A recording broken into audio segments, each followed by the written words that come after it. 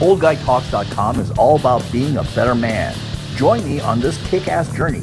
Exclusive stuff for members only in the Old Guy Cave. Opt in now. This is Oris, the Old Guy from www.oldguytalks.com. Subscribe, rate, and review. And if you don't like me, well, review me too. Give me a bad review, a bad one, a really bad one. www.oldguytalks.com coming at you tonight with Adam Goldstein from Fireorg. But before we get into that, I need to remind you to opt in, if you have not already done so, and get my three ways to get laid more frequently without begging. You don't have to give up your man card. You can do it with pride and dignity and maintain your self-respect by just following the 3 ways that the old guy will tell you. They're guaranteed to work. 2 of them are free. 1 of them costs less than $10. That's right, less than $10 to do. And no, it's not a sex toy, so get your brain out of that bad place, okay? It's not that.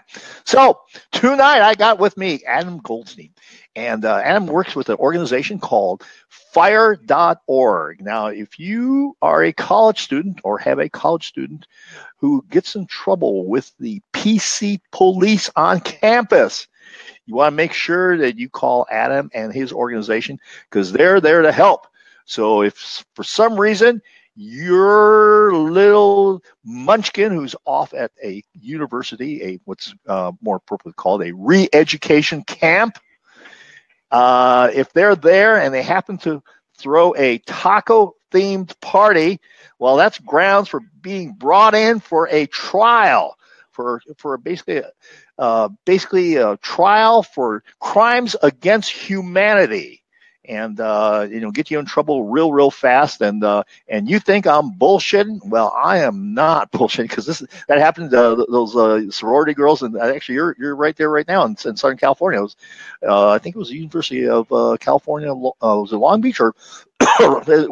I think it was Long Beach. Something else. So Adam has been an attorney with the Student Press Law Center, and he's been working with Fire for about 15 years.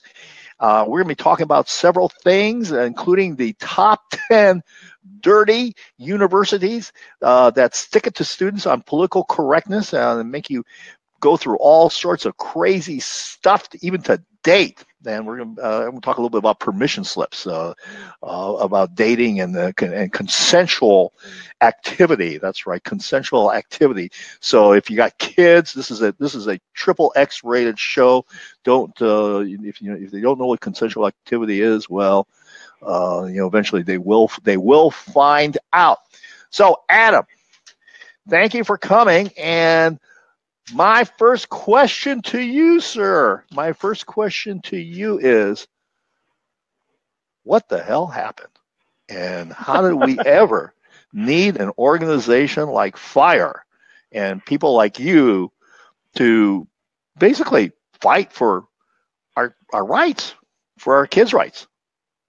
It is a strange situation we got into. I guess I'll start a little bit by telling you, how Fire came to be, which sort of encapsulates what happened in a little story. And it started with a student being accused of a bias incident on a campus. He was accused of, he was a student who was studying, and there were sorority sisters who were dancing outside of his window, and he opened up the window and told them to keep it down, and he called them water buffaloes. And it was a black sorority, so the college was going to make an example of him in their bias incident thing, and they decided they said that this was a racial slur. And the problem was, it wasn't a racial slur. And ultimately, Harvey Silverglade, one of our co-founders and a civil rights attorney, was brought in. This is at the University of Pennsylvania, and he was able to show there was no history of this being a racial slur. He brought in, professors of black history to say, nope, that's not a history of racial slur. It was a yeshiva student, and they brought in a rabbi to say water buffalo is a traditional Hebrew insult for a noisy person. It's nothing to do with race.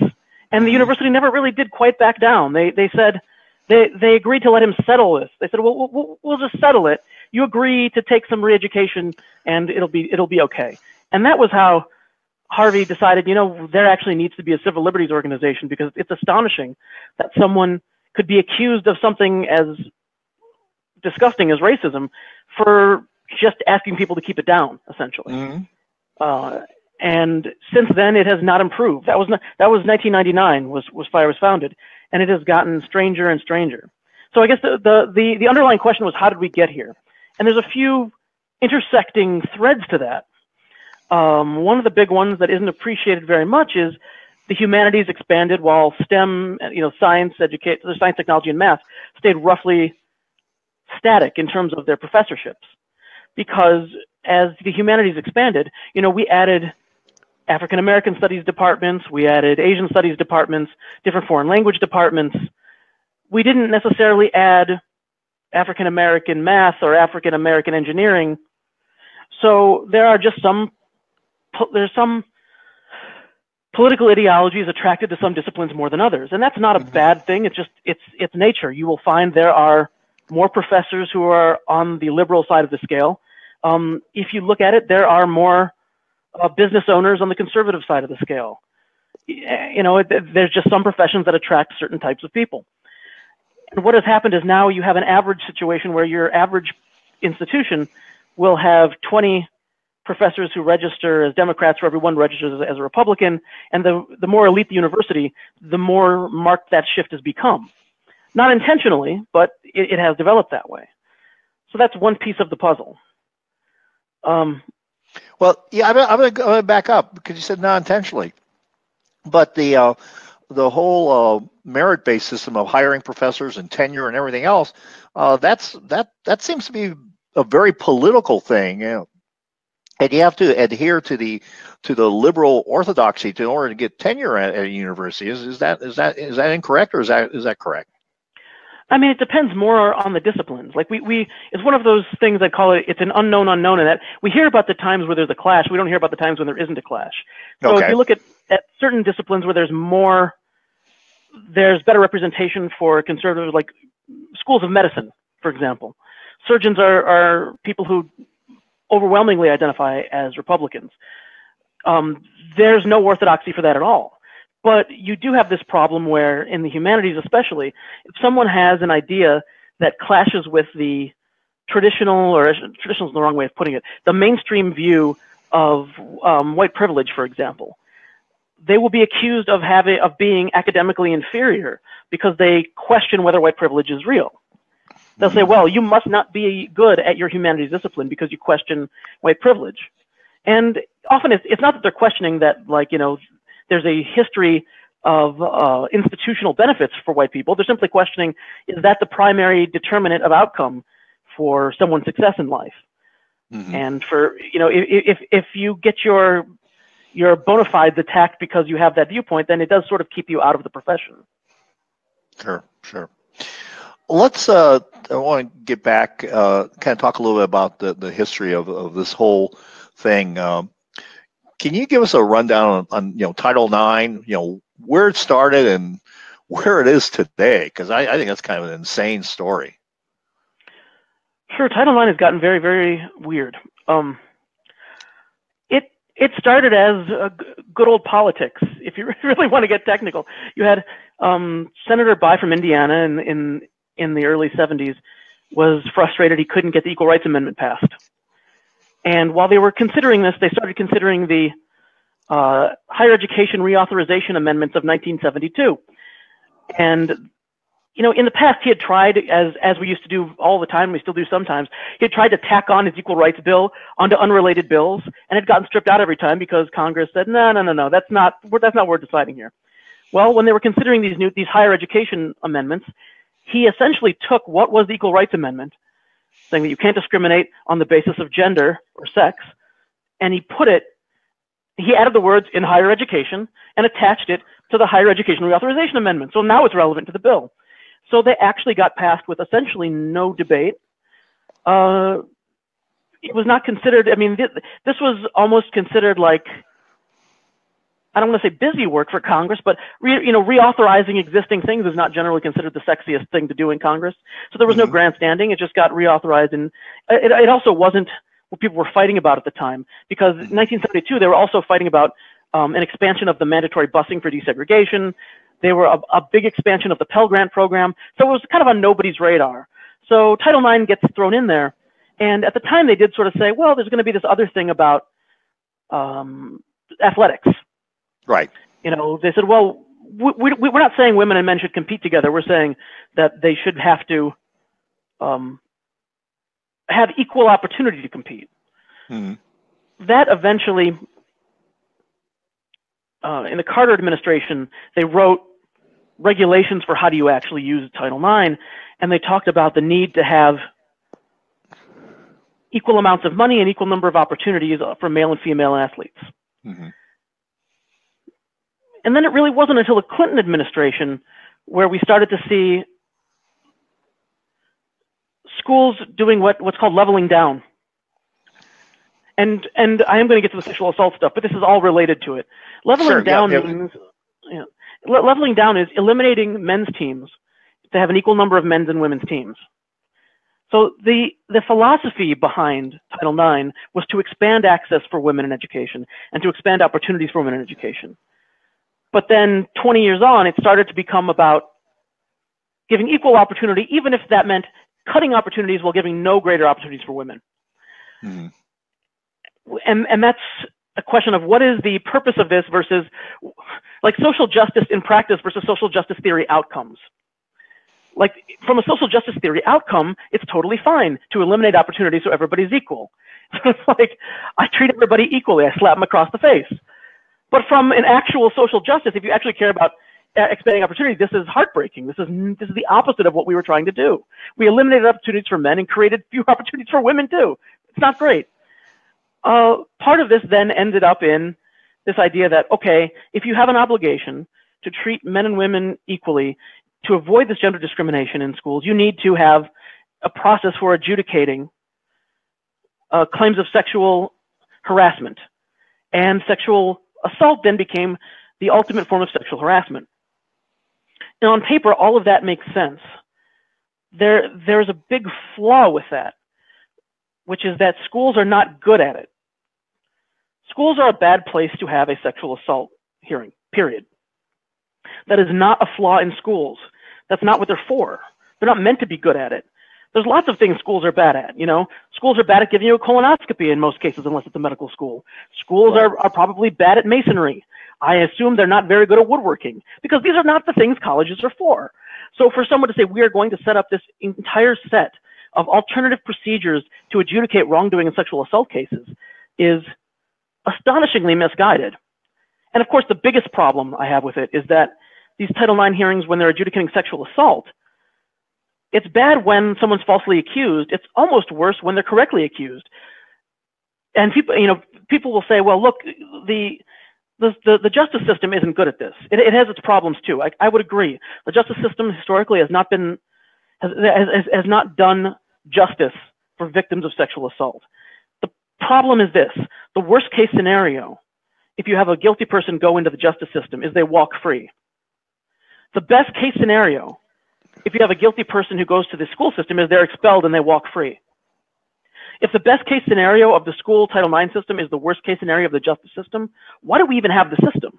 What is it for? Mm-hmm. Yeah. So Title IX has ended up with this weird. Well, okay, there's a little bit more to the story. Obviously, what happened then was the Title IX system wasn't great anyway. Even with these, even with all this sort of like lack of procedural due process protections and lack of the ability to have an advocate and the ability for the accusers to appeal, because in the justice system, if you're acquitted, you're acquitted. You can't get tried again. That's double jeopardy. In the Title IX school system, they'll bring you up on charges until they get you, essentially. They still weren't getting enough, findings of responsibility, which is what they call convictions. It's not a conviction because it's not a criminal case. So you had the Department of Education put out a memo saying, we think the standard of proof is too high. We want you to reduce the standard of proof in these hearings from about 70% guilty to 51% guilty. That's the preponderance of evidence standard that they complain about, where they said, or 50% in a feather, as they say. Well, this is the most intellectually dishonest exercise in the world. if you have a situation where not enough people are being found responsible, and you have a system run by amateurs, essentially, people who dabble, but who aren't actually adjudicators in this sense, and don't have an understanding of procedural protections, making the standard of proof lower only makes the system worse. It's like saying, you know, we aren't impressed. You know, we've created a system where we have 3,000 monkeys typing on typewriters, and we aren't impressed with the quality of the work they're putting out. So we're going to reduce the standards that the monkeys and the typewriters have to meet. So then we'll find more good works coming out of the monkeys. It's like anything with a consonant and a vowel is now considered a word. And it's like you don't lower the standard of proof if you don't find enough people responsible. You get better investigators, but they didn't do that. Yeah. And of course, we at Fire were concerned at the due process implications, making it easier to find somebody responsible at a process that doesn't have good due process protections anyway, was only going to result in more bad outcomes, and that's what we've seen. Yeah. Can you give us some examples of some of the more egregious things that have happened? And I'm going to kind of rattle off a few of them. There's the Duke lacrosse team. I believe is it the Rolling Stone, the University of Virginia fraternity deal. There's the mattress girl at Columbia University. There's several others. Can you kind of go into the details of what happens? And obviously the majority of the time, I can't even think of an incident where a male accuses a female. It's usually, you know, females accusing a male. You know, can you give them the details about what happens to someone's life as a student when they are accused? And I think the worst one I'm familiar with is the mattress girl at Columbia, where basically, you know, essentially he was found innocent, but in many ways his life is actually ruined in a lot of ways.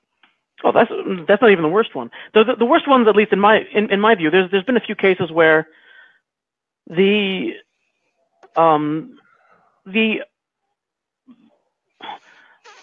girl says she wasn't a victim.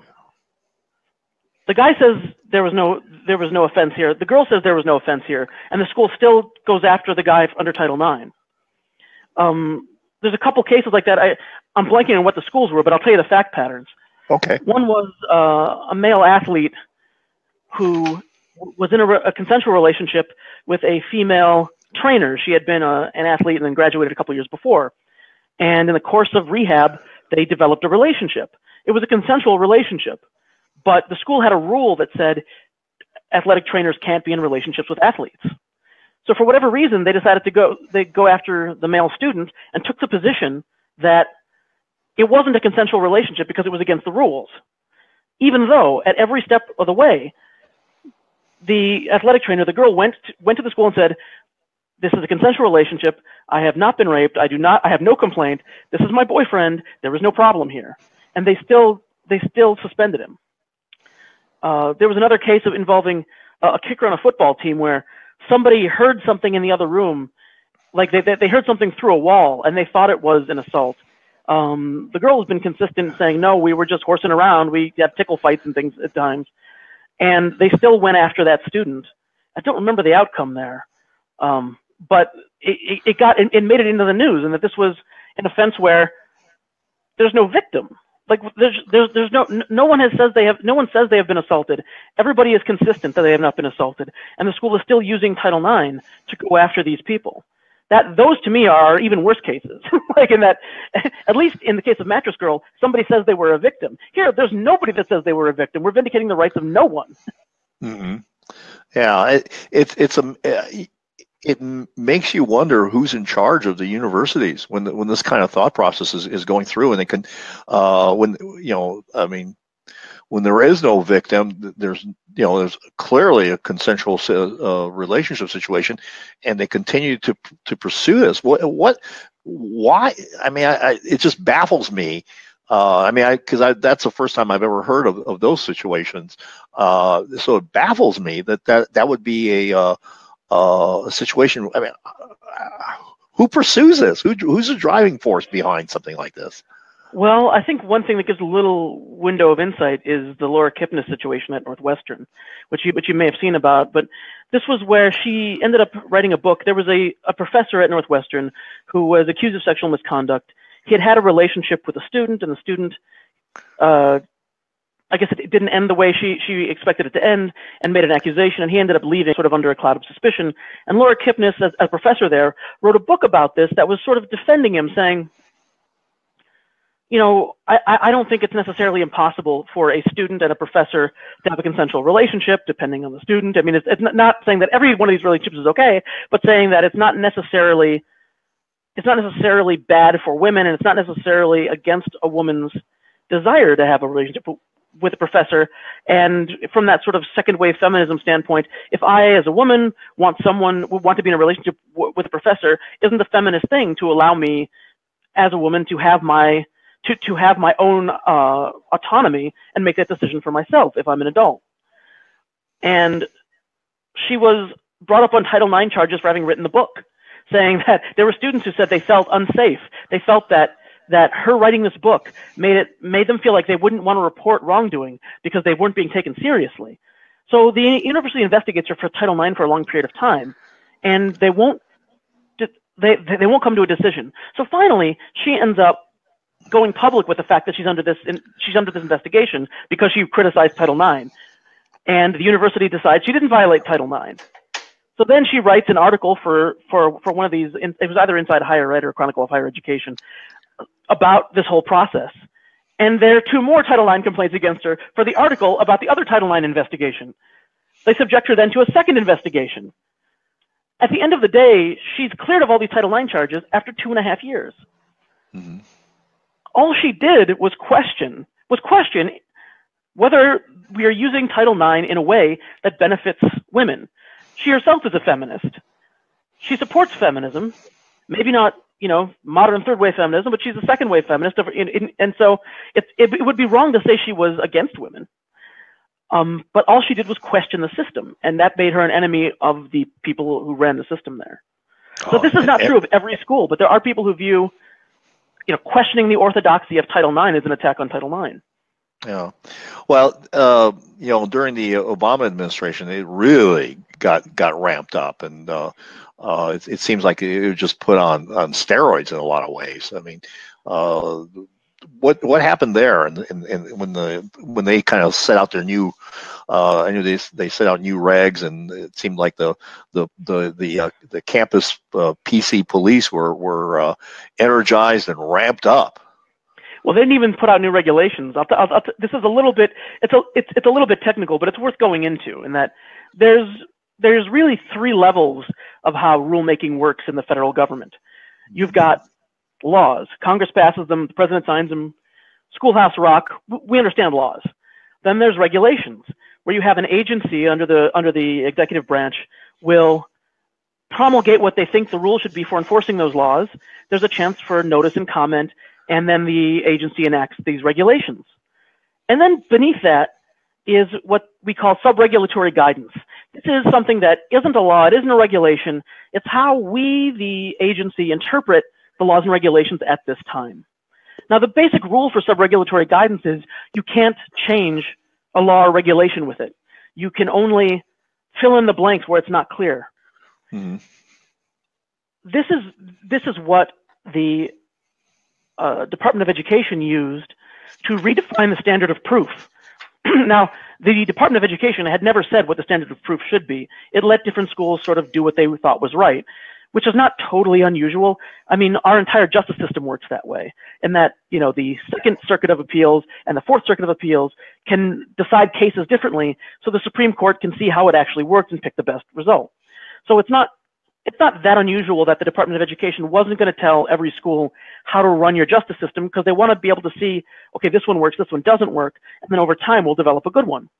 But they then dictated you have to use the lowest possible standard of proof in adjudicating a sexual assault case. Bear in mind, they only set it for sexual assault cases.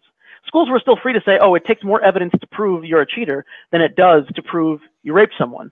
Mm-hmm. And some schools did do that. Some schools did say, we're maintaining the higher standard of proof, but we have to use this one from the federal government. Yeah. Well, let's also talk about the term sexual assault, because that seems to be that has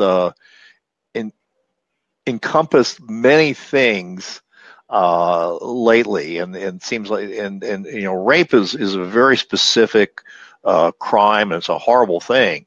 But there seems to be other things that kind of have gotten bundled into the statistics in terms of that. And this actually plays into Title IX as well, because schools are entitled to define those things however they want. Mm-hmm. When you're trying to compare rates of sexual crimes at school A and school B, one of the issues that isn't really appreciated is that school A may be using a very expansive definition of sexual assault, and school B may be using a very restrictive definition of sexual assault. So it looks like school A is 3 times as many sexual assaults as school B, when in truth, at school A, sexual assault is, you know, a lingering hug, whereas in school B, it has to be actual sexual contact. Mm-hmm. So in fact, it's not that you're safer at school B, it's that school B has a more circumscribed definition, and if lingering hugs is offensive to you, you're equally, like, neither of these schools is great. And there's no standardization between that. The Department of Education doesn't make them report their policies. If you want to know, you've got to look up individually what each school is doing. But in terms of where this comes up in terms of rulemaking and statistics, is you have surveys where students are asked, have you been sexually assaulted? And a lot of times they'll say no. And then later down it will say, have you ever felt uncomfortable after a sexual encounter? Or have you ever felt pressured to have sex? And they might say yes, and then those will be counted as sexual assaults in these surveys. So you end up with a number where they'll say 1 in 4 people have been sexually assaulted on college campuses. And in reality, you know, yes, depending on what you think assault is what it boils down to. I certainly know that I've never been in a situation where I've been sexually assaulted, but I damn well have been uncomfortable after I've had sex with some people. Now, you know.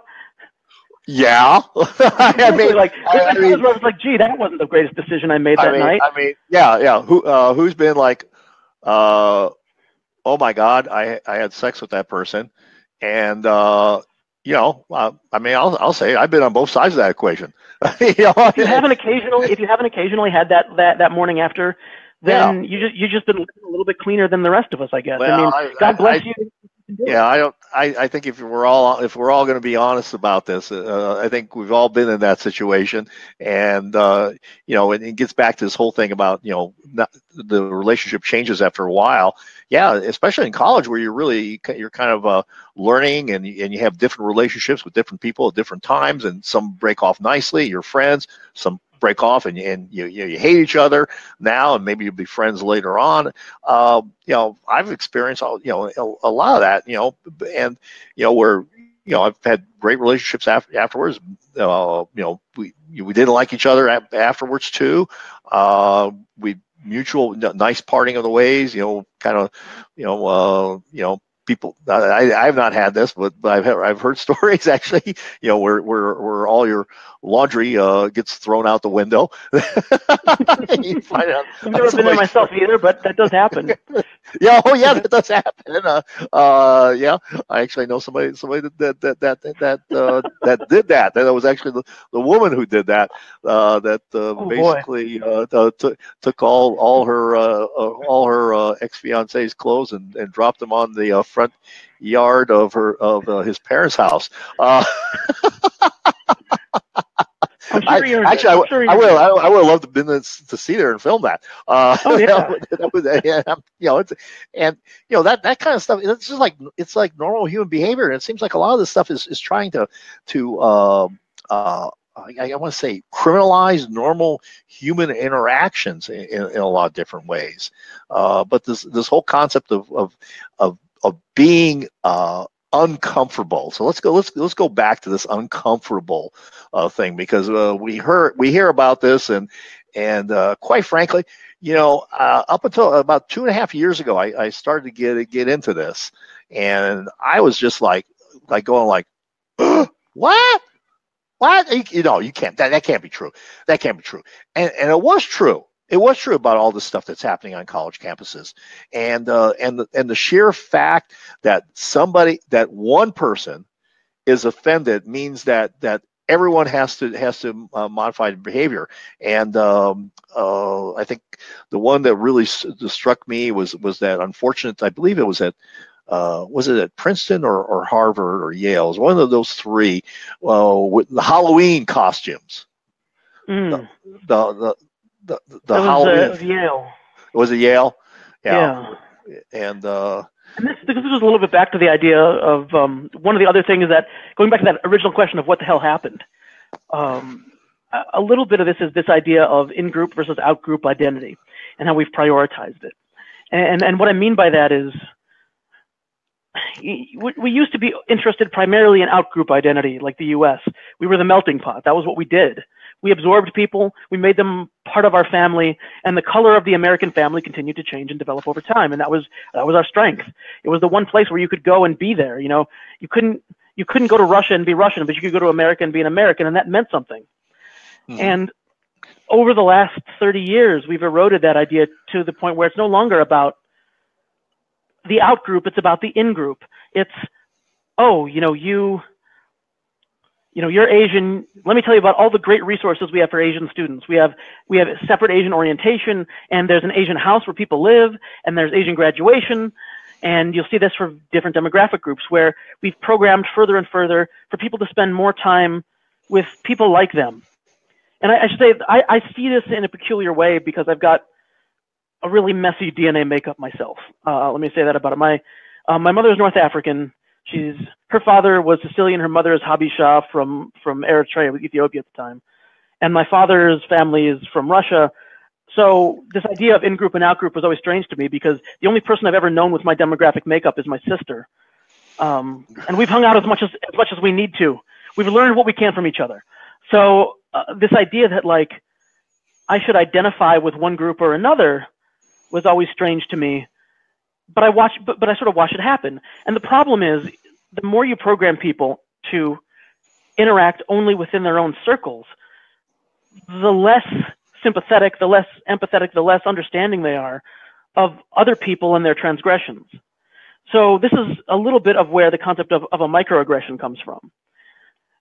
It's not that, we didn't have these things before. These things were like, somebody would say, well, what are you, right? Like, what are you? What is your ethnic background? Because they could see that they looked different than some of the people they knew growing up. That wasn't considered a microaggression at one point. There was maybe, not as sensitive as it could have been mentioned. But now it's like, if you ask, what are you? You've committed a crime and you're worse than Hitler. Like, how dare you ask that? Well, maybe I'm just interested in you, man. Calm down. Yeah. Like, that is what we did when we were facing out groups. That we would try to learn from each other and learn about each other. I was excited when I would see people, interested in Ethiopian culture and like in my mom's background. That was cool to me because I want to talk about that. And now it's like, if you see somebody, having an Ethiopian coffee ceremony, I'm supposed to complain about cultural appropriation. Why though? And so this is what happened at Yale with the Christakises, where you had the administration sending out an email warning people about racially insensitive costumes. And Erica Christakis just put out a memo saying, look, I understand that some of these things might be hurtful, but is it really better to have the administration telling you what you can and can't do than it is to like use those costumes as a learning opportunity to tell people what's going on or to like say, well, this bothers me because X, Y, or Z? Do you really want to be infantilized in that way? And overwhelmingly, there was a voice of students at Yale that said, yes, we wish to be infantilized. Like, it would be harmful to us to see a costume that would be offensive. Yeah. Well, I'll tell you Adam's story here. This is way back. This was, and I'm a great fan of his, Clarence Thomas. I think the man went through hell, and it was totally bogus, and there was a lot of stuff that just was not right and didn't make sense, and I thought a lot of that was just made up. But I just remember, and this would just totally not fly now, but it was funny then. I don't know if you remember, one of the things was Long Dong Silver, and that Halloween, and the most popular costume was a Clarence Thomas costume with a big aluminum foil penis. And I mean, if you went to a party and there was 100 guys there, 90 of them had that costume on. It was just hilarious, and it was funny. It was funny, and like I said, I'm a great fan of Clarence Thomas, but that was funny. They all get expelled now. Yeah, they all. Yeah, it's like, I will say Clarence Thomas is wrong on one big issue, which is he thinks students shouldn't have any rights in school. He's basically like students should have no rights whatsoever, which is it's an astonishing position, and it's something that the late great Antonin Scalia at one point actually got sick of hearing about it, and he wrote in an opinion, because once again Clarence Thomas was filing his umpteenth dissent where he's saying, I don't think students have rights, therefore you can't violate student rights, where he wrote, Justice Thomas has provided no support for his view because he could not. I thought, that's about right. I mean, it's one of those things where he randomly believes that students shouldn't have any rights in school. No legal basis for that. There's a his historical basis is, the founders didn't envision students having rights in school. And I'm like, yeah, but the founders didn't envision a black man on the Supreme Court, man. You gotta recognize civil rights are sometimes doing the right thing, like. Yeah. So other than that, no. I mean, I like him on a lot of issues, but he's got wrapped around the wrong pole when it comes to student rights in school. Sure. So tell us about the big word is consensual now. Consensual this, consensual that. Can you tell us a little bit about the consensual slips that some students have to fill out for relationships in some campuses? Because that's kind of a bizarre thing. That's a buzz killer. Well, the thing about the consensual slips, and this is a thing. This is some campuses they want there to be an understanding of mutual consent, and one way to do that is to reduce it to writing. It kind of doesn't work, and the reason is because consent has to be revocable. So it doesn't. So if I fill out the slip, and then we get going, and 5 minutes in I decide I changed my mind, I have to be able to revoke my consent. And then what good is the slip? If I can revoke my consent the minute after I signed it, what does this show you but that I consented before the sexual act? I can just see some poor guy with a piece of paper, but you said so. I mean, the astonishing thing is it's a sad thing. The encouragement this gives, if I was a student on a college campus, I would not engage in sexual activity if I wasn't recording it. I would start with, we're going to face the camera. All right, we're going to read our statement to the camera, and then we're going to continue to have, and then every 3 minutes, we're going to stop and reaffirm our consent. And then at the end, we're going to affirm our consent. So it's going to be great. It's going to be hot. It's going to be awesome. Yeah. Like I said, normal human behavior is under attack. So, I mentioned early in my introduction, taco parties and cultural appropriation and all that stuff. So to give us the word about what's going, what is this? Because for many people listening, this word cultural, there's lots of words, mansplaining, cultural appropriation, all this stuff is kind of like, what is that? What are they talking about? So let's talk about cultural appropriation. I never understood cultural appropriation until my sister explained it to me. And the way she explained it to me was this. She said, you know how when you see somebody wearing an Avengers Marvel Comics t-shirt, and then you talk to them and they don't really know anything about the Avengers, how upsetting that is? I'm like, that's wrong. It's like, that's cultural appropriation. So it's this idea of, but that means there's a difference between participation and appropriation. So cultural participation, for example, might be somebody who actually says, okay, I want to go, I want to spend time in Japan. I'm going to learn Japanese. I'm going to research this culture, and I want to be part of it. Versus somebody who says, oh, this, Japanese culture is cool, so I'm going to wear a kimono all day. I mean, I can understand that one of those is offensive to a culture. I get that. Now, that said, understanding that it's offensive doesn't mean it should be stopped or punished. Mm-hmm. I do a lot of offensive things that I shouldn't be punished for. Like, you can't just punish somebody because they're a dick. Then that's the basic misunderstanding that I think is happening in college campuses. There is no appreciation of the fact that the rules do not exist to make you comfortable with everyone you encounter. That is not what rules, and I try to explain to people who are trying to criminalize speech or hate speech. Well, they say, well, this is a form of hate speech. Someone dressing up in my ethnic clothing is a form of hate speech. Maybe, but hate speech is still protected because the law is not there to make us kind to each other. It's the lowest level of behavior we can have before our society ceases to function.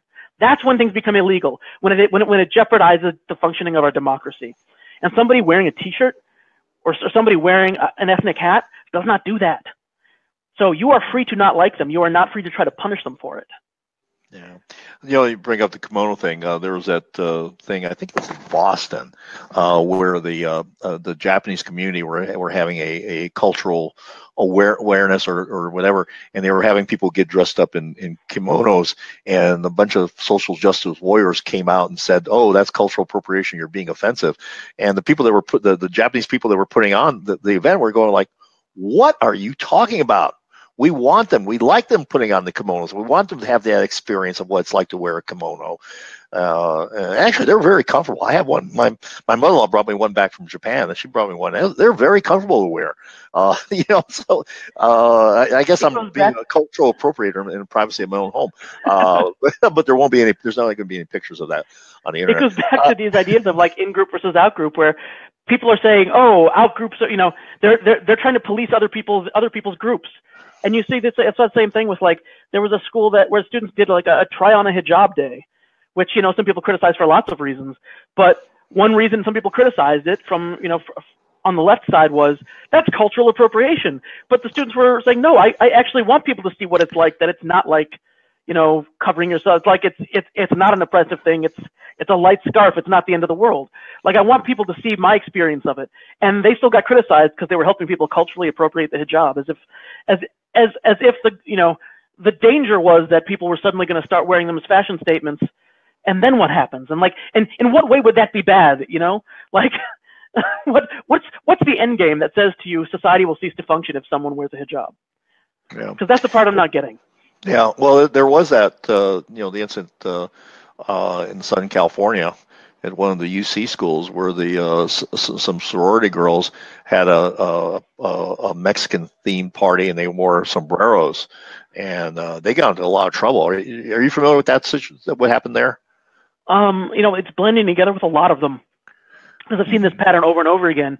Whether it's like, or there'll be the ghetto party, or they'll do the Italian party, and they'll dress up like they're from the Jersey Shore. It's one thing after another, and for me, it's all the same reaction. Where, okay, you think these guys are jerks. I get that. What is the connection between you not liking what someone did and feeling that they need to be punished with the authority of the state for having done it? Because you can feel any way you want to about that. Look, I don't like Katy Perry's music. I find it obnoxious. I have not tried to send her to Gitmo yet, because I see a difference between saying this personally offends me and this is something that somehow is a threat to society that I need to quarantine. And so this idea that someone offending me is a good enough reason to use the authority of the state to come down on them that's the real danger. A danger that we can't even tolerate being offended by each other, because we're going to offend each other. It's like being a citizen is like being married. It ain't going to be sunshine and roses every goddamn day. Mm-hmm. Yeah. Well, those poor girls, they had to go to a university re-education camp to learn about cultural diversity or whatever thing that they had to do. They had to sit through some professor drone on for hours about all sorts of nonsense stuff. That'd be a tough penalty. That'd be a tough. Some of those are astonishing too. I know one of them has a statement like in trying to recognize microaggressions. One of the forms had a statement that was a microaggression. They said I believe that people succeed based on merit. That was a microaggression because it denied the reality of white privilege. It's like, well, what? So a meritocracy is racist now? Like, I understand it's not a perfect meritocracy. I'm not saying that there isn't a bias for against certain groups or for other groups. I'm saying within that bias, merit still matters. I'm saying, like, there's a saying that I say, like, it mattered that Jackie Robinson was the best player. Like, he wasn't just so, he was the great of his age, because by being the great of his age, that changed a lot of attitudes. And, there may not have been a desegregation, honestly. I mean, if you go back to like the history of Jackie Robinson coming up to the majors, it was before Brown versus Board of Education. It was before desegregation and public accommodations. It was 10 years before Martin Luther King met with other pastors to talk about nonviolent, resistance. And I think that led, I think Jackie Robinson being there were a bunch of white Dodgers fans who said, he's our guy now. We're on his team now. And we don't like it when you're treating our guy like a jerk. And that made a difference. People saw clearly, like, anybody who said that there's a Negro League because they couldn't compete was not paying attention, because that clearly wasn't true. And they had Roy Campanella come up, and I feel like that was a big difference. Mm-hmm. Okay. Let's talk about diversity and intellectual diversity on college campuses, which there seems to be very little of. The state of conservative speakers coming onto college campuses, it's at your own risk type of situation. Where do you see this heading, especially with some of the worst offenders like UC Berkeley, DePaul, other campuses like that have been very treated differing opinions very poorly, and make the let me talk a little bit about the things that conservative student organizations on college campuses have to do to get these speakers on campus, and how they're being treated differently than other student organizations that follow the orthodoxy that's accepted on a campus. Well, I'll talk about that, and then I want to talk a little bit about conservatives and liberals, because it happens to liberals too. I want to talk about that, but let's talk about conservatives and these conservative student groups. There is just a stunning case of a sliding goal line whenever a conservative group wants to bring on a speaker, where it'll start off with, if you want to bring on the speaker, you need to fill out this form. Okay, they fill out the form, and then they'll find out 2 weeks before the event, oh, there's going to be a security fee, and the security fee, we told you it was going to cost $300 to rent the room. The security fee is going to be $5,000 on top of that, and you've got 2 weeks to raise it, or else we're going to cancel your event. And they'll justify that by saying, well, we've seen what happened when Milo went to Berkeley, and we've seen what happened when Charles Murray went to Middlebury, and we're looking at this and we're saying, you have to have the security, or else we're going to cancel your event for safety reasons. And the issue is, when it's a public campus, the issue is that this is the government's job. When you're the government, one thing you don't have the option to do is say, screw it, I'm just not going to police this. Like, you have an obligation. And in fact, there's a great story about this. It was back when Rehnquist was an associate justice and Thurgood Marshall was still on the court, and Rehnquist was still on the court, and they were both alive, obviously, or else it would be a really grim story. There was a death penalty appeal from California, and it was the third time the justices had seen this appeal. So Rehnquist, in order to be clever, started reading how much these appeals were costing the state of California. And Thurgood Marshall kind of turned in his chair and looked at Rehnquist and said, it would have been cheaper if they shot him when they arrested him, wouldn't it? The point being, civil rights are not meant to be profitable. They're an expenditure for the government. It is always cheaper to run a police state. But we don't, because that's not who we are. It is expensive to give people freedoms, and it costs money. And when you have a controversial speaker coming to campus, securing that campus costs money, and that's part of your job as the government, to make it free to speak. Sure. And so when conservative groups are confronted with this $15,000 charge, that is essentially a slightly modified form of the heckler's veto. Before, the heckler's veto is, so shutting down somebody's speech because we're worried about the backlash from it. That's the worst case scenario for a democracy. So this is just a heckler's veto in accounting form. But the one thing I wanted to say also on top of that is, it's actually not just conservative groups, because now liberals are not liberal enough for the campus either. Looking at Evergreen State, right? Brett Weinstein is a liberal professor. He was not liberal enough, because he got protest mobs, and police said they couldn't secure him and he shouldn't come on campus because he questioned the format of a day devoted to recognizing the importance of black students. He questioned the format of it. Not should we do it, but should we do it this way? And that made him a racist. Another example was, there was the director of Boys Don't Cry, 1999 film with Hilary Swank, where she played a trans person. She ended up getting shouted down as being transphobic because she hadn't had an actual trans person play this role in 1999. No, by students who weren't around in 1999, I'm sure, or else they would have known this movie would never have been made with a trans person in 1999. There would be no movie to talk about. You see the ACLU get protested because the ACLU, being the ACLU, stood up for the rights of the protesters in Charlottesville. And then they got shouted down by liberal students on campus. When the ACLU and the director of Boys Don't Cry aren't liberal enough, something has gone really wrong on campus. Or at least the campus represents a form of liberalism that is too precious to function in the actual world. Sure.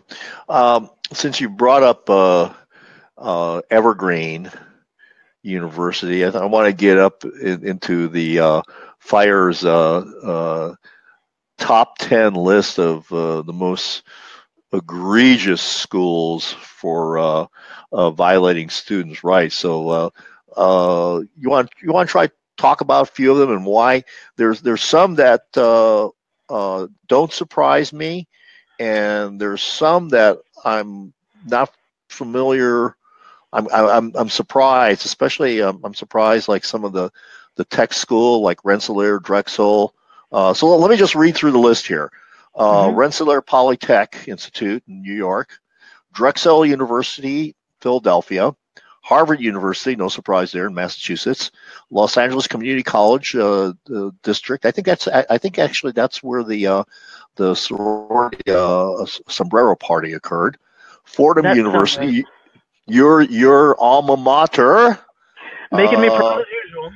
That's right. Evergreen State, Albion College in Michigan, Northwestern. That has an interesting history with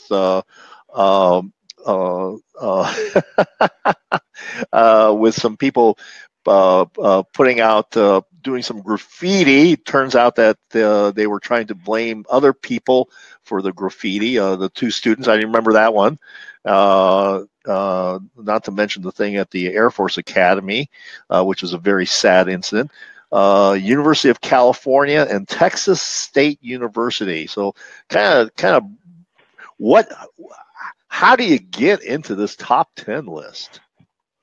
Well, one of the things FIRE does is, as you might imagine from its founding, is we have an individual rights defense program where students who have problems can send us a form online, and we can look and see if there's some way we can help, whether that's finding them an attorney, writing a letter, in extreme cases, litigating on their behalf. And through that, we end up triaging and hearing a lot about what's going on campuses. So for this list, we start by sitting down. I should say, let me back up for a minute and say, something else we do is we maintain a database of school speech codes. When we look at, I believe it was 360 some schools in the last one, we evaluate all of their codes and give them a red light, green light, or yellow light, depending on whether their policies protect free speech. And that's on your website, fire.org, because I've looked on our website. Looked at that list. Yeah. .fire.org. .fire.org. I'm sorry. Yeah, .fire.org. So based on that database, plus our hearing these calls that come in, and then of course things that make it into the news on their own, we sit down and say, okay, who really deserves this? Which schools are the furthest in the weeds? Which schools are the furthest away from doing the right thing? And most importantly, which schools are the ones, if we were a student, we would least like to be at right now, because our rights would have the least protection. And then based on that, we end up with our list of, the dirty 10, in this case 11, because we gave the Lifetime Achievement Award to DePaul. Oh, you did? I didn't realize that. Okay. Yes. DePaul has just been so consistently bad. And this is an example of, like, some schools find themselves in a situation that's bad and they have a bad outcome. And I think Berkeley is one of those. They're on the list because it really wasn't handled well. And it's not the administration necessarily, it's the student body in that case, where we can't say you should be there and try to engage in free speech because the student body will come for you. Yeah, and also sometimes outside agitators like Antifa people showing up. Exactly, the outside agitators. So it's not Berkeley's administration's fault. And then you've got DePaul, which is definitely their fault, because some administrators view civil rights law as a creativity test. They say, okay, I can't censor you in this way, so I'm going to try this instead. And so over the course of over a decade, DePaul has consistently tried different methods of violating student rights. And the bottom line is, it's not about, like, this is true of all, civil rights is not about what you do. There's two things to a civil rights violation, okay? There's the purpose of the action and the effect of the action. And we understand this in other areas of civil rights. Like, we understand in discrimination law, if the purpose of my action is to stop black people from coming into my store, and the effect is it stops black people from coming into my store, it doesn't matter if I post a sign outside, it doesn't matter if I serve them really slowly. Any of these actions, if they're improperly motivated and have the improper effect, is a civil rights violation. The same thing is true of civil rights on a college campus. It doesn't matter if it's because you wrote a bad policy, or because you charged a high speaking fee, or because you let Antifa come in and rampage. Any one of these things, if the purpose and effect is to stop speakers of a certain philosophy, that is going to be a civil rights violation. And DePaul has just viewed this as like a creativity test. They want to come to work every day and find a new and different way that they haven't thought of yet. So that's how they end up on the list. It's as lifetime achievement for a consistent commitment to not respecting student rights. And they stand head and shoulders above all the other schools on the list, and that at some point you want to believe they'll get smarter, and they have not done that yet. You know, a rat in a maze is only going to bump its head against the wall a certain number of times. Sure. Sure. Yeah, no, DePaul is famous for a number of incidents having occurred there. So we talked about the worst. Let's talk about some of the schools that really understand the whole concept of freedom of speech, of having openness to different points of view and different opinions. Who would you say are at the top range? Which schools would you say are really good at it?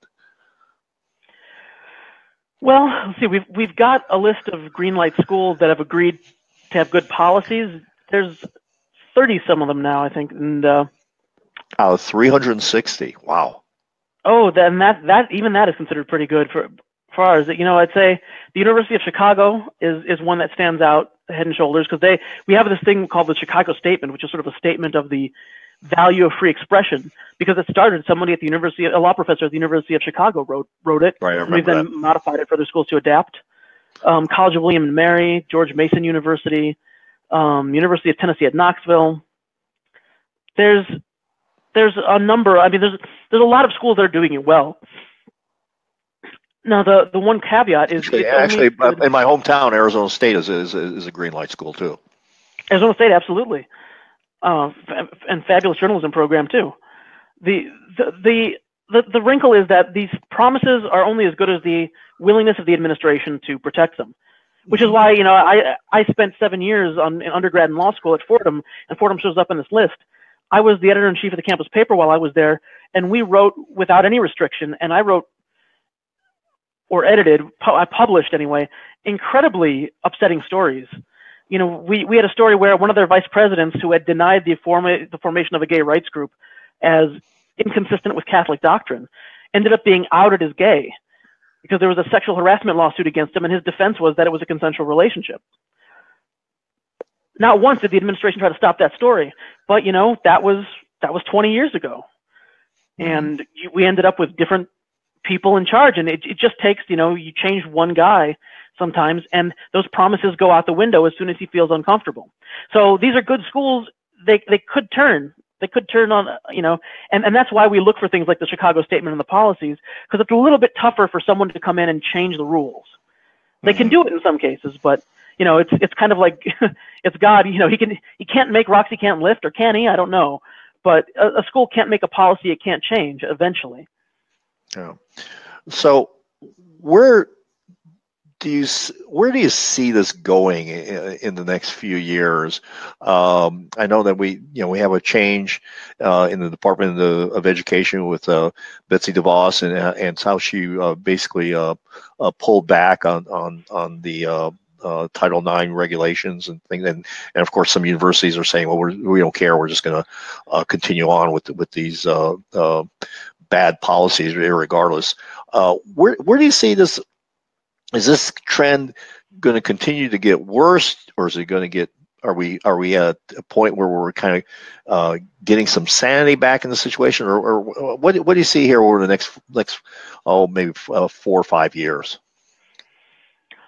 I'm cautiously optimistic. I mean, one thing that, as I said, when you have students attacking, they've gone kind of wrong. This is no longer a sustainable system because this is, as I said, it's a brand of progressivism that's too precious to exist in reality. And I think we're going to start seeing a readjustment where we say, wait a minute, we need to go back to those kind of fundamental principles of education. There's the saying of prepare the child for the path, not the path for the child. We have a generation or so of children prepared, or children who have had the path prepared for them, have the bump smoothed out. No one can say anything mean. Everybody gets a trophy. It's all cool. Everybody's okay. You can do whatever you want. And everybody's special. And I don't think it served us as well as it could. I think we're starting to appreciate that we need to prepare children for the actual road and say, people will upset you, and you will see things that offend you. People will be racist. You need to recognize when that is a form of oppression the government should be involved in, or just somebody saying something stupid and you can ignore them. Mm-hmm. Sure. So I believe we're going to start seeing a correction from an institutional standpoint, and even on Title IX. I think we're going to start seeing that. I know there's some institutions that are doubling down, but those lawsuits, students who have been wrongly found responsible are suing, and those lawsuits are starting to pile up. It's going to get to the point where a school is going to say, this isn't we're not good enough at deciding this to keep doing it. And so I think we're going to start seeing Title IX farmed out to sort of professional investigators, which at least they are actually professional investigators, which is going to result in some maybe better outcomes. And so I'm optimistic we're going to see a correction. Mm-hmm. So, one of the schools that comes to mind, and what role can alumni play in this? And I know that University of Missouri has really suffered on their alumni donations because of some of the things that happened there at that campus. What role do alumni play in this whole scenario? Alumni are the thing that universities are afraid of. I mean, especially the ones that make a lot of money. Universities don't necessarily treat their students very well, but they all treat their alumni well, and the richer they are, the better they treat them. Mm-hmm. Alumni have the ability, if you're an alumna or an alumnus of a school that is doing bad things to their current students from a civil rights perspective, the biggest thing you can do is to not donate to them, or to donate less to them and then more to civil rights groups. Obviously, Fire would be happy to have it. I'm sure other groups would be happy to have it too. But to send the message to the school, as long as you are mistreating these students, I'm going to support the students instead of you. Mm-hmm. Because that's really, as an alum, that's really who I am. And I try to explain to people, it's a little bit like being in a bad relationship when you've graduated from a school like this, because you, for better or worse, are connected. Wherever I go, I'm still a guy who went to Fordham. So right. For the rest of my life, I have this association. So there is some obligation on my part to try to improve what my school does, because I have their name and they have my name, and my way of doing that is I don't donate to Fordham now. I'll donate to other groups that don't violate civil rights, and I tell Fordham that, because they'll send me my mailing, and they'll say, "You send in your gift," and I write in the gift, "I'll send in my gift when you recognize these student groups," and send it back. Mm-hmm. Sure. I think I wish more alumni would do that, especially at some of these institutions that really are out there violating student rights and preventing people from having their due process and free speach. Power of the purse always works, Oh yeah. That's they hear that. They hear that loud and clear. And I think, like I said, University of Missouri, they've closed down several dormitories, and their enrollment has really dropped, and they're really feeling the repercussions of their decisions in a very significant way. It couldn't happen to a nicer institution. It literally couldn't happen to a nicer institution. How's that? Well, Mizzou's had a problem with student civil rights for a long time, in that, like, years ago, I was looking at the way their student newspaper was set up, and they have this system where students who are journalism are required to work on their school-owned paper, but they don't have the ability to decide what they want to write, and they aren't paid. And it said, well, you can't have, if they aren't actually making the decisions, and this is an enterprise that benefits the institution. It's like they're basically employees, but you're not paying them, and that means you're violating minimum wage law. It's like you either have to let this be an educational experience where they're learning to do it and edit their own work, or you have to make them employees. But you can't harness their willingness, like their desire to get a journalism degree can't be used against them. It's like they're paying for the privilege to be an employee. Mm-hmm. And Mizzou got very offended when I wrote this, and I wrote back and said, no, it's like employment. And I wrote back and said, it's not like employment because you're not paying them. So, well, we didn't say it was employment. We said it was like employment. The hell does that mean? It's like it, but it's not like it. So I pointed out, like, look, I wouldn't go to Mizzou if I was a student, because there's just something about the setup that suggests to me they don't value student effort. And lo and behold, now we've all seen with Melissa Click and the protests that they really don't value student effort. That's right. That's right. So, all right, you're a student. You're somewhere along in your college career, and you get ensnarled in this kind of thing. What does the student do? What do the parents do? How do they effectively defend themselves and battle an injustice perpetrated upon them? Well, there's only ever 3 steps to fighting an injustice like this, or really any other civil rights injustice. You fight it internally, you fight it publicly, and you fight it in court. So that's the big picture idea. As a student at the institution, I think the biggest question you ask yourself is, do I want to fight it? Because it is, no one should feel obligated that they have to throw themselves down the well, I guess, in a situation like this.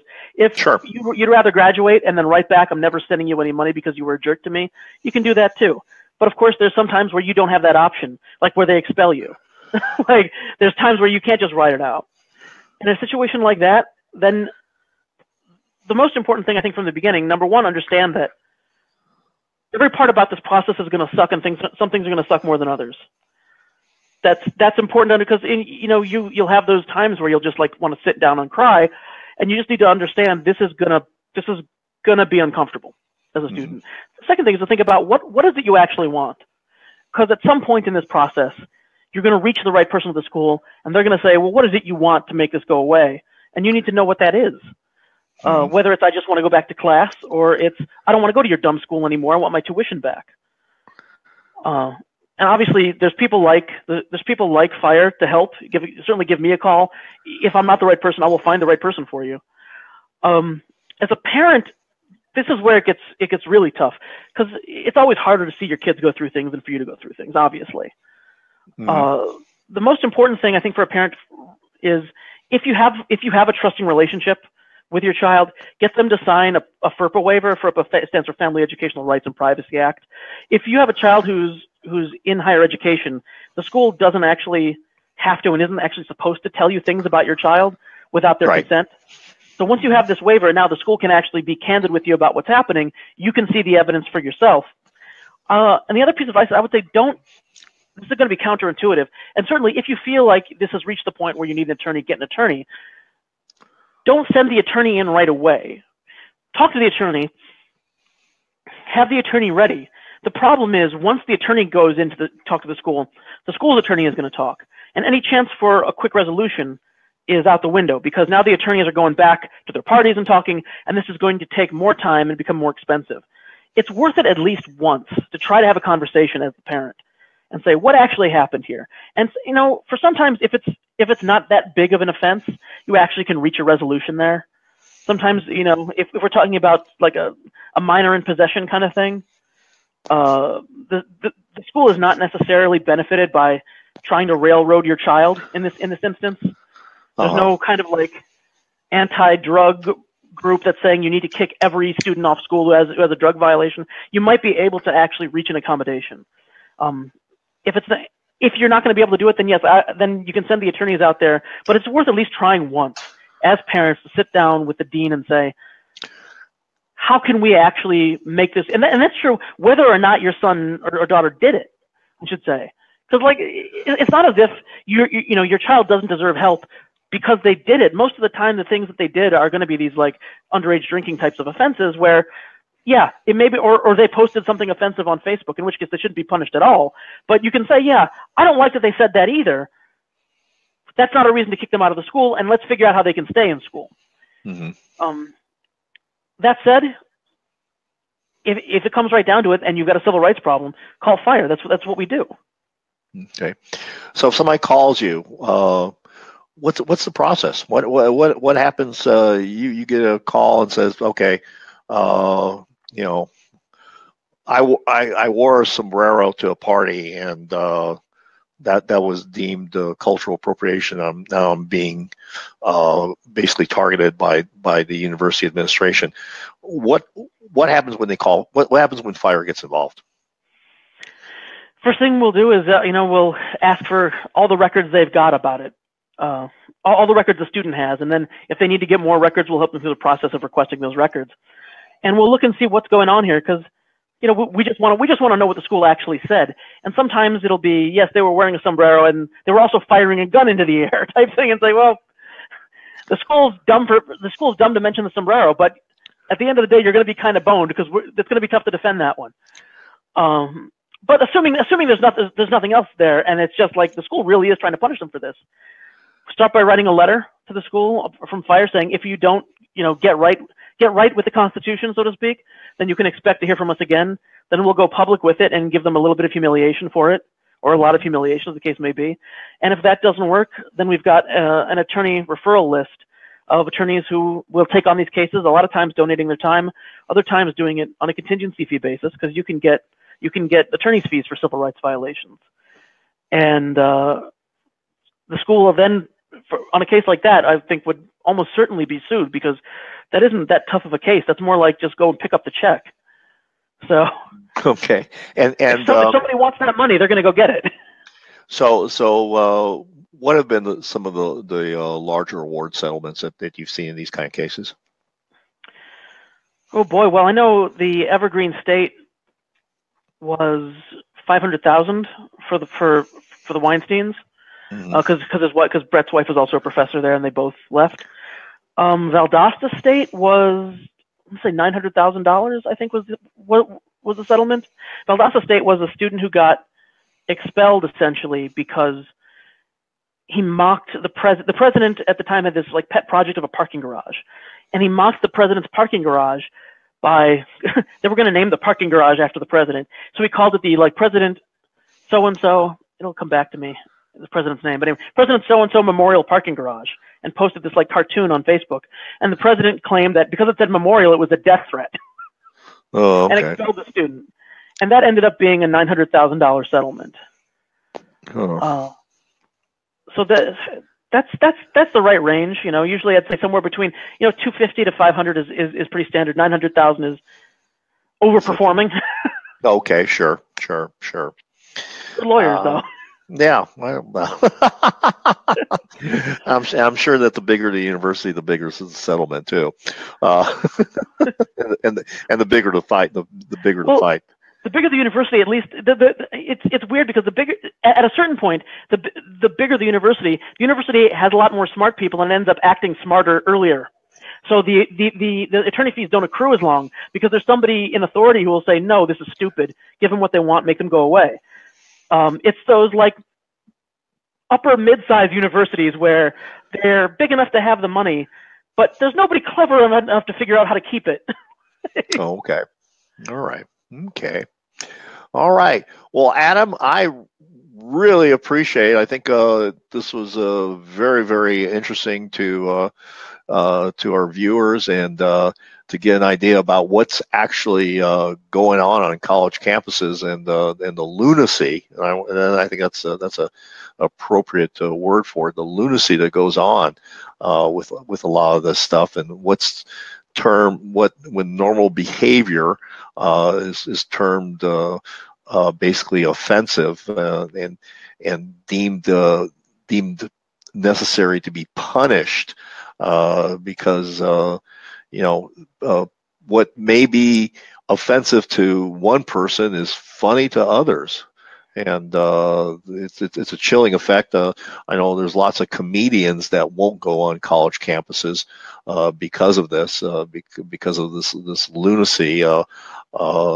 So certainly a lot of big names, including I think Seinfeld and among others, won't go on a college campus. Chris Rock also. Chris Rock, yeah, and it's a shame because there's a lot of humor and a lot of funniness to be poked at here, and maybe people don't like it because they don't realize how silly they are at the end of the day with a lot of this stuff, and I think it's sad. It's sad because in many ways there's other battles that there's other things that need to be done and achieved on a university campus other than forcing people to comply in some sort of very vanilla type of environment, or maybe not even vanilla, flavorless environment on a college campus where everybody doesn't speak and they're afraid to say what they're thinking, and the free expression of ideas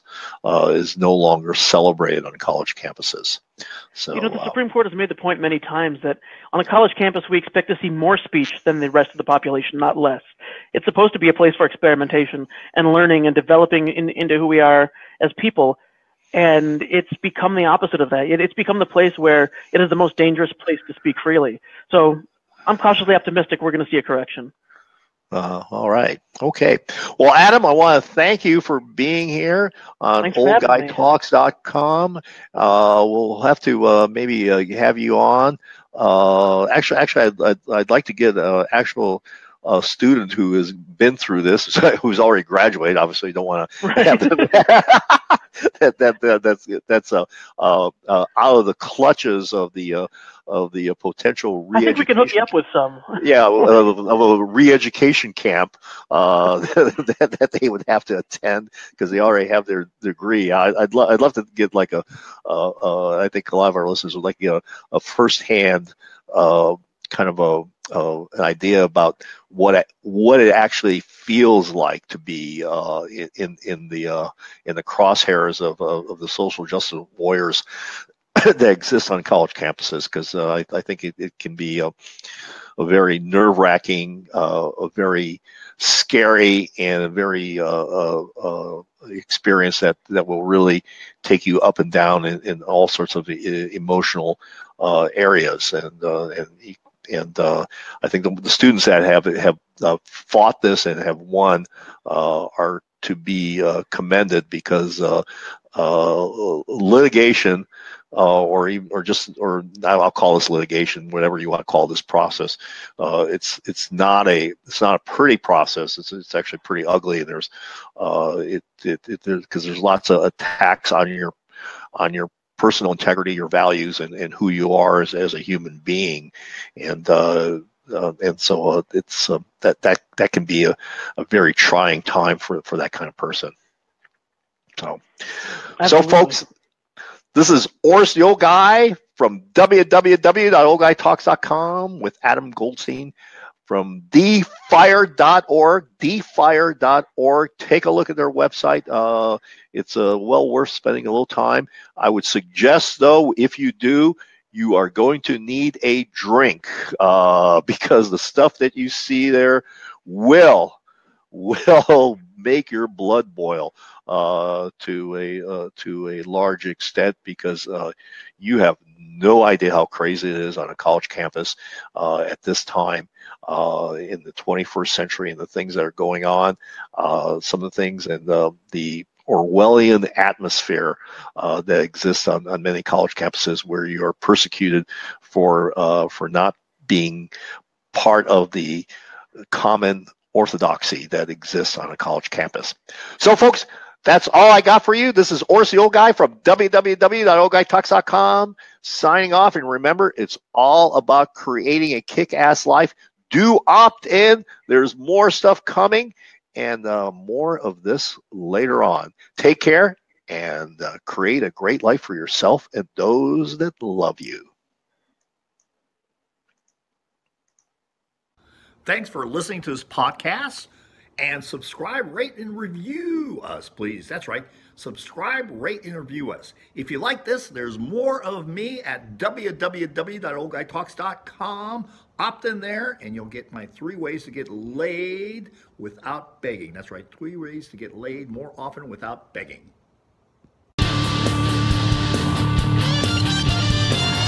Opt in and encourage other old guy assholes like you to opt in also.